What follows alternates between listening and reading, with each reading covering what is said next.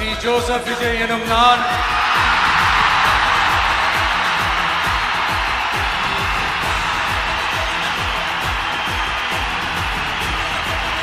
சட்டப்படி அமைக்கப்பெற்ற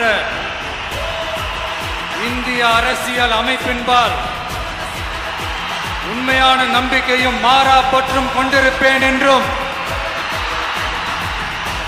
இந்திய நாட்டின்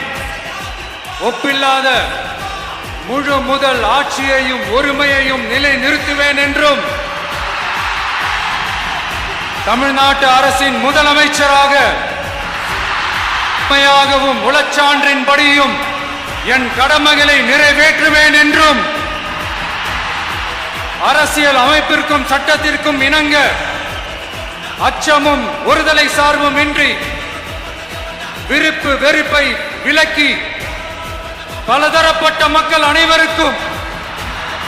நேர்மையானதை செய்வேன் என்றும் ஆண்டவன் மீது ஆணையிட்டு உறுதிமொழிகிறேன்.